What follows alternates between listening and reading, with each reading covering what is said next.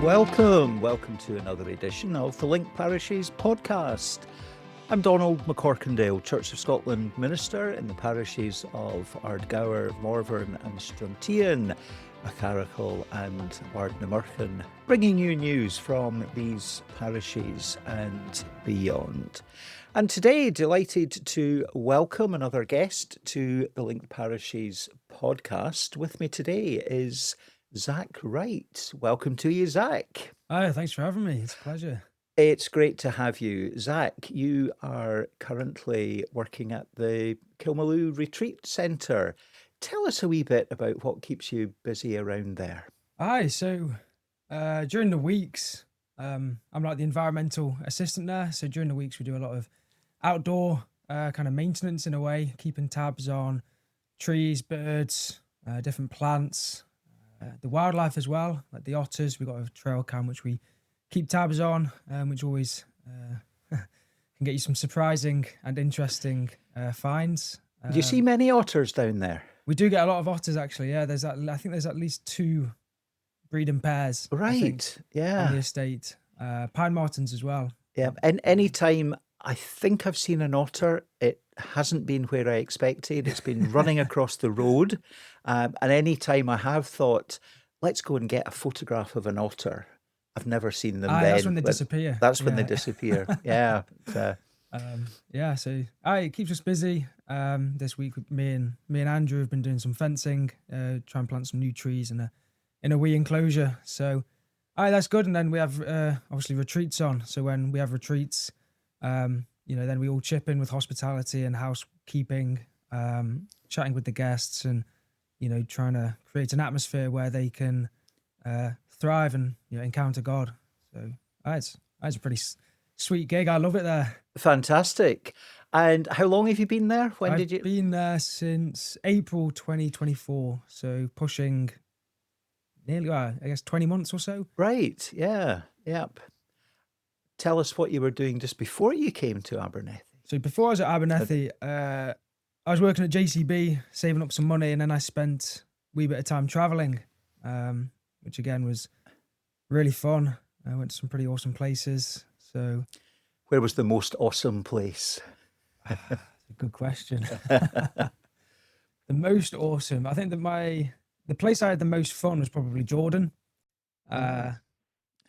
Spending time camping in the Wadi Rum desert, visiting Petra,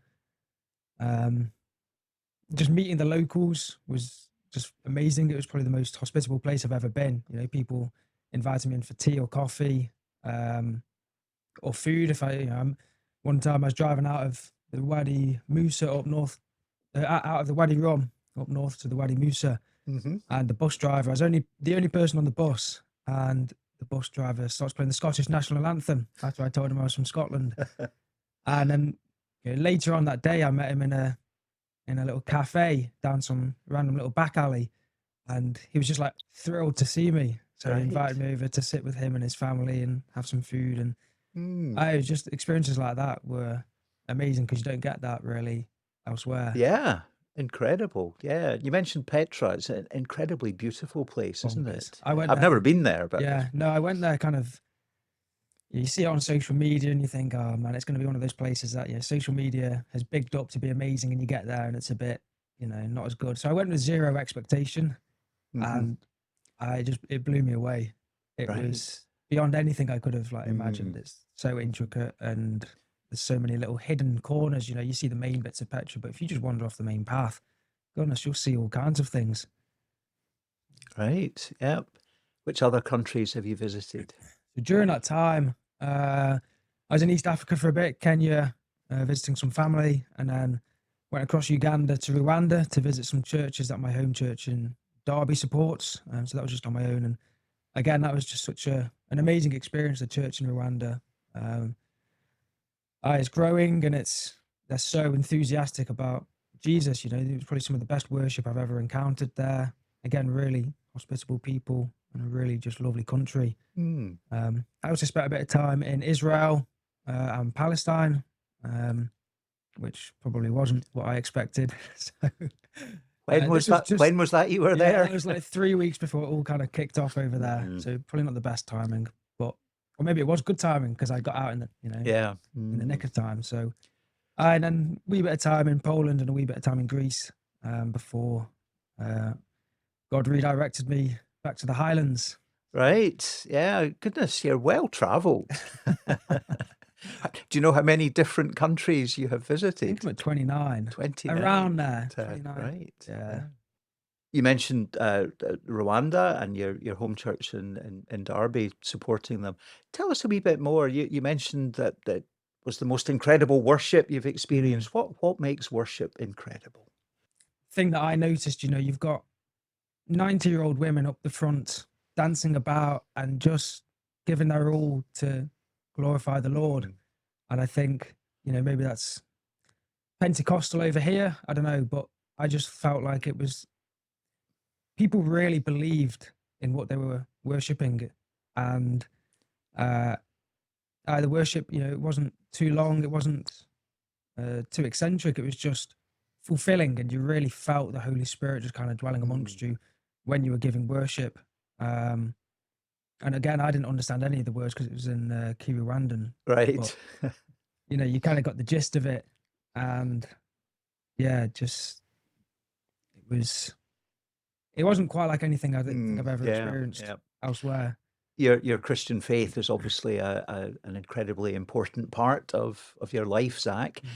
Tell us a wee bit about your Christian journey, your upbringing, and what faith means to you. Yeah, so I've been very blessed in the sense that I have been born and raised in a Christian family. My grandparents were missionaries in Kenya. Yeah, hearing the stories that my grandparents told growing up really inspired me, seeing how God has worked in those communities and worked through them and done some amazing miracles. Always intrigued me as a kid. And I think my personal journey, I was always a Christian and I was always known at school as, that's Zac, the little Christian fella. But I think it became a bigger deal to me in kind of March 2020, I would say. I had a bad rugby injury, which required a couple surgeries to my ankle. And yeah, I was devastated because rugby has kind of been my life for 12 years or whatever. And maybe that was the problem. So yeah, kind of during that recovery phase, realized I had to just, all this anger, this disappointment, just give it all to the Lord. And so I did. And in return, I got peace and comfort. Yeah, that definitely made me realize, okay, I've got Jesus is here for us. It's a gift. Yeah. All we've got to do is accept it. And since then, brilliant. That was kind of when I started taking it seriously. You've mentioned the word miracle. Now, you don't get to say that word and not hear the next question. Tell us about one of these miracles.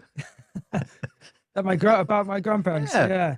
So one of them that always sticks to mind, I'll probably get some of the details wrong, but the vague gist of it is they were going back to their little village and this woman had been gorged on the side of a road by a buffalo, and it was looking like, she wasn't going to make it. My grandparents didn't have any medical kit on them at the time. And so they said to this woman, look, we'll pray for you. We'll go back and we'll return in the morning with some medical equipment. So they pray for this woman and get on their way, presumably expecting, the worst. This woman's going to be left out in the middle of nowhere overnight. And so they get back the next morning and this woman's there completely healed. She's got a scar on her leg, but she's completely healed. And she's up dancing about, saying, the Lord's healed me. I think that's just absolutely incredible. I mean, imagine if that was you seeing that and, you just had to pray and have faith. Yeah. I just love that story. Wonderful. Yeah. And God is certainly still up to things. Absolutely. We don't see these things every day, but they happen. They happen. Yeah. Yep. Zac, you have obviously been on an incredible journey in terms of miles around the world and just in the things that you've experienced. And that journey continues because you're going to be leaving this area at the sadly, end of the year, beginning of next year. Yeah. Tell us about the next chapter. So in January 2026, I'll be moving out to Tanzania to do some mission work in a little village or little town called Kilwa, which is on the coast of Tanzania, and I'll be working with youth and sports out there, trying to, I'm mostly creating sporting programs, activities, potentially building a gym, and just trying to show God's love to the children there, and hence the community through the children. So it'll be a challenge, no doubt, but it's one I'm really excited for. Right, And yeah. which God And has bringing definitely- together your love and enthusiasm for sport Absolutely. and for Christ. Yeah.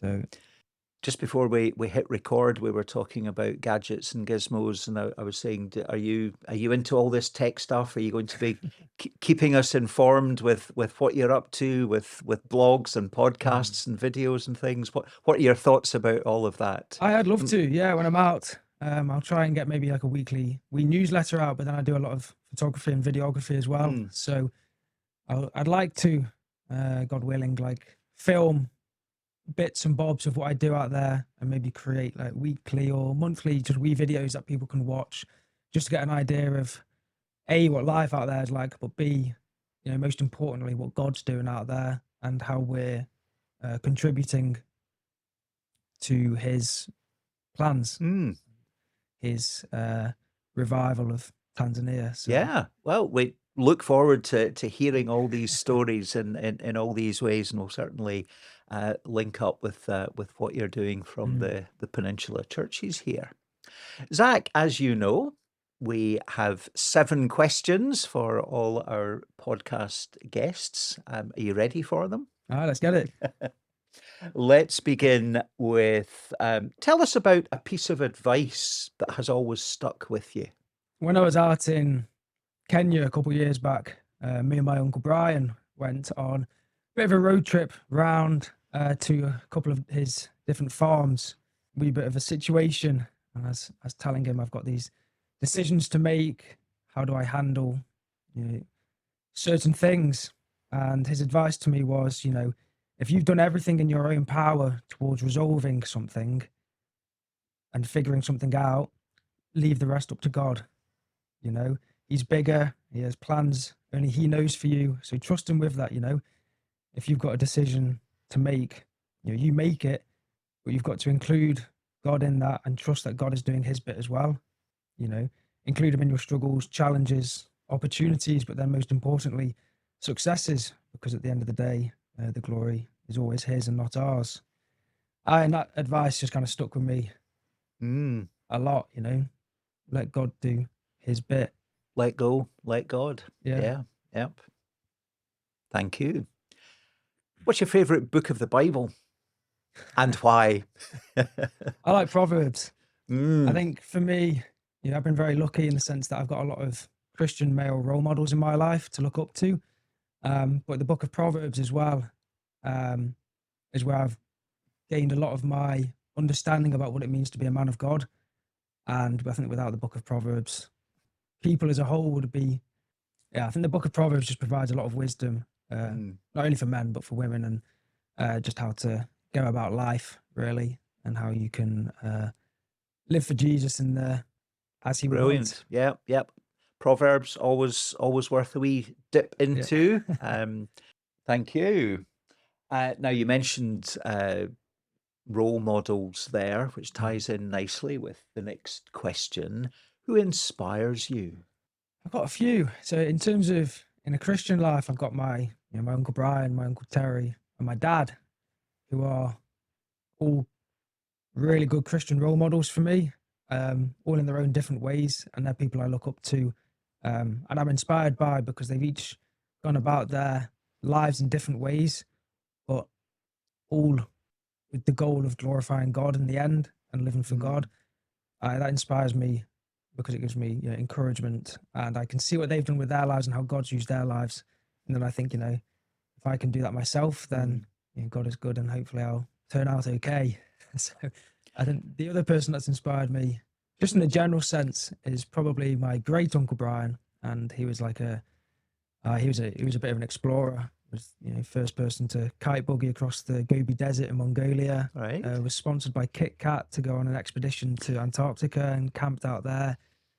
And just some of the things he's done in his life, adventure-wise, are just fascinating. And he inspires me, because I like I've got a bit of that same adventurous spirit in me. Absolutely. Yeah, he's Yeah. pretty awesome. Yep.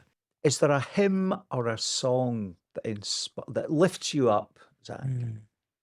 I've got a few. Let me have a look on my Spotify quick. I'm useless at remembering names of songs, even artist names. I just can't do it. I like Ali Page. She's been someone I've been listening to a lot. So In Your Midst is probably one of my all-time favorite worship songs. Right. I discovered a new one the other day, courtesy of a friend, called True Religion. And I'm really liking that as well. And then kind of more traditional songs.